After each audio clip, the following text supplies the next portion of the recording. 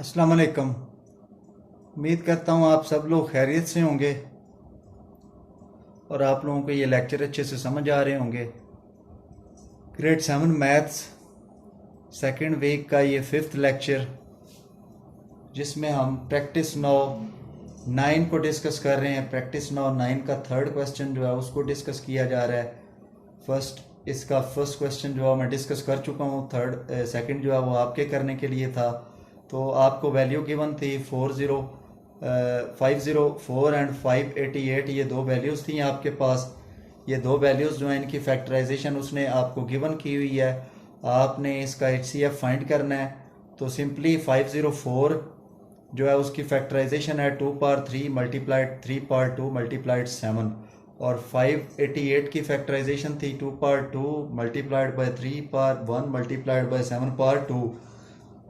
तो बच्चों आप सबको पता है कि कॉमन फैक्टर में हम लोगों ने कॉमन फैक्टर्स लेने होते हैं। तो कॉमन फैक्टर्स जो है वो लेने के लिए हम क्या करेंगे, फर्स्ट वैल्यू में 504 के फैक्टर्स में 2 पावर 3 है ना, उसको मैं अगर तोड़ के 2 पावर 2 कर दूं तो मेरे लिए उसको ईजी नहीं हो जाएगा कॉमन फैक्टर लेना। तो इसलिए मैंने उसको 2 पीसीज में कट कर दिया, 2 पावर 2 और 2 पावर 1 में। 3 पावर 2 थी, मैंने उसको भी 2 पीसीज में कर दिया क्योंकि 588 की फैक्टराइजेशन में 3 पावर 1 है और 7 पावर 1 थी, आपने उसको एज इट लिख दिया।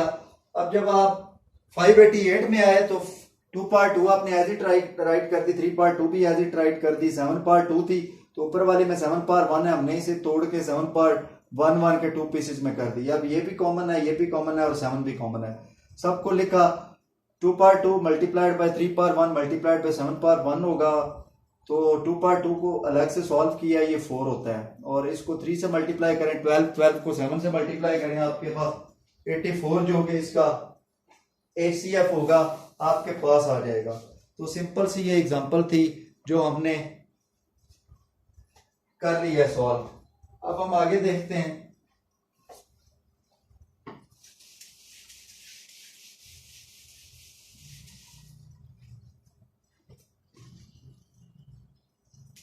Practice 10।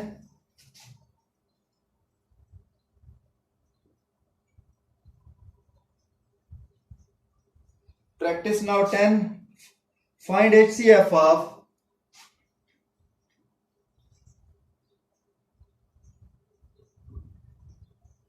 HCF of 90, 130 and 270. 90, 135 and 270। इसको मैं फैक्टराइजेशन मेथड से नहीं, इसको मैं सेकंड मेथड से सॉल्व करूंगा। सेकंड मेथड आपका कौन सा था? बर्डवियर मेथड। दोनों आपको आने चाहिए, इनमें से कोई भी एक आप यूज कर लें। 90, 135 एंड 270।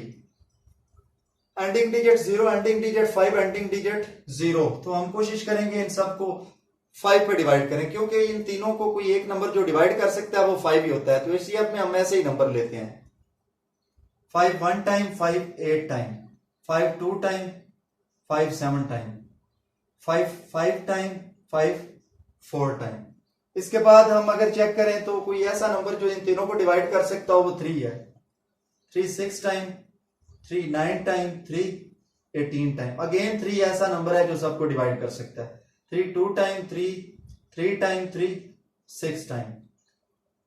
तो अब आप जरा चेक करें तो आपके पास कोई भी ऐसा नंबर नहीं है जो इन तीनों को एक साथ डिवाइड कर सके। मतलब अब आपको इन्हीं फैक्टर्स को मल्टीप्लाई करना होगा HCF फाइंड करने के लिए।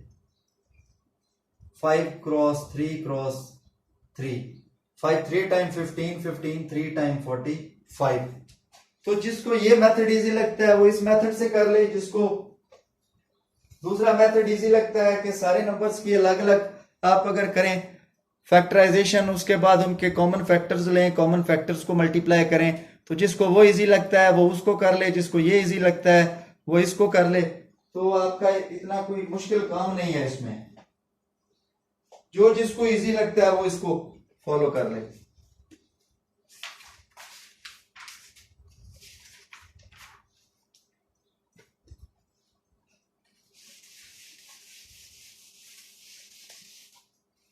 इसके बाद आपका नेक्स्ट टॉपिक है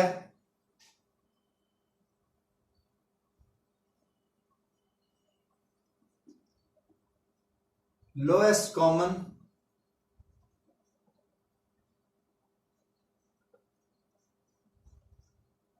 मल्टीपल। लीस्ट कॉमन मल्टीपल भी इसे बोला जाता है, लोएस्ट कॉमन मल्टीपल भी बोला जाता है।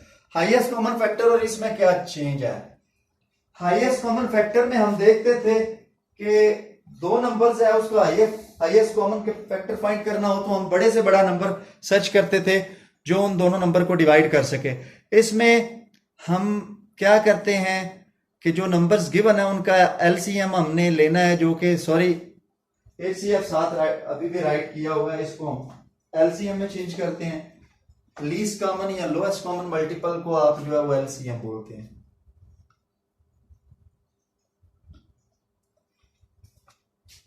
तो हाईएस्ट कॉमन फैक्टर में हम वो बड़े से बड़ा नंबर लेते थे जो इन दोनों को डिवाइड कर सके। इसमें हम वो छोटे से छोटा नंबर लेते हैं, वो छोटे से छोटा नंबर लेते हैं जिसको ये वैल्यूज आपकी डिवाइड कर सकें। मींस मेरे पास अगर बुक से मैं एग्जांपल लूं तो 6 और 10 का मुझे लोएस्ट कॉमन मल्टीपल फाइंड करना है। तो फर्स्ट एक तो मेरे पास इसकी प्राइम फैक्टराइजेशन मेथड है, जो जिससे मैंने एचसीएफ को भी किया था। 2 3 टाइम 3 1 टाइम 2 into 3। अब 10 की करेंगे 2 5 टाइम 5 1 टाइम। अब कॉमन फैक्टर्स को ले लें।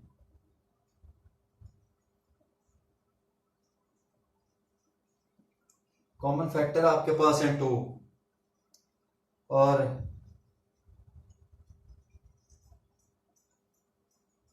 या आप कह लें कि नॉन कॉमन फैक्टर्स।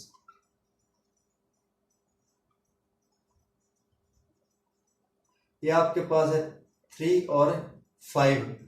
इसमें कॉमन फैक्टर्स को और नॉन कॉमन फैक्टर्स सबको आप लेते हैं, फिर सबको मल्टीप्लाई करते हैं।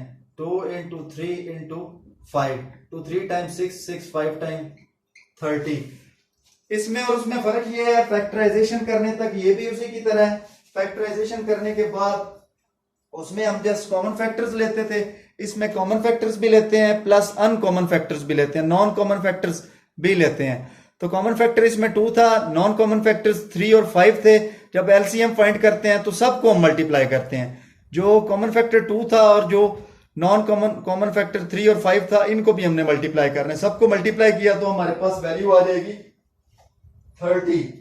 हमारे पास इसकी वैल्यू आ जाएगी 30। अब अगर इसी को मुझे करना पड़े डिवीजन मेथड से, तो डिवीजन मेथड से ये कैसे होगा?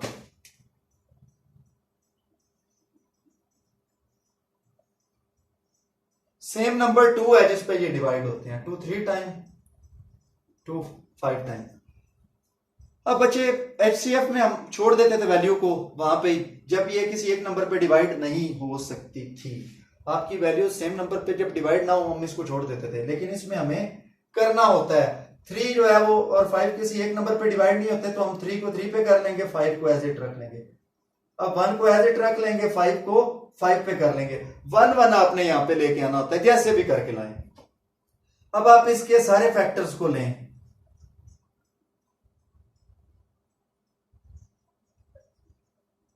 लोएस्ट कॉमन मल्टीपल कैसे आएगा? सारे फैक्टर्स को लेके मल्टीप्लाई कर दें। 2 3 टाइम 6 6 5 टाइम 30। ये देखें दोनों मेथड से जो आपका सॉल्यूशन है वो सेम एग्जिस्ट कर रहा है। जस्ट क्या है, मेथड थोड़ा सा चेंज है, वैल्यू का आंसर वही आ रहा है। सिंपली आपने क्या करना है, पहले किसी इन दोनों को सेम नंबर पे डिवाइड करना है। सेम नंबर पे डिवाइड करने के बाद फिर क्या करेंगे, अगर ये किस सेम नंबर पे डिवाइड नहीं होती तो पहली वैल्यू को कर लें उस पे जिस पे ये डिवाइड हो सकती है, फिर आप दूसरी वैल्यू को जिस पे वो डिवाइड हो सकती है वो कर लें। जैसे कि मैंने 3 को 3 पे कर लिया था, 5 को एज इट रख लिया, फिर 1 को एज इट, 5 को 5 पे, फिर सबको कर देते हैं मल्टीप्लाई। तो ये आपका आ जाता है लोएस्ट कॉमन मल्टीपल। तो इस वे से आप फाइंड करते हैं इसको। तो नेक्स्ट हम इसकी जो प्रैक्टिस नाउ एक्सरसाइजेज हैं उनको डिस्कस करेंगे। अल्लाह हाफिज।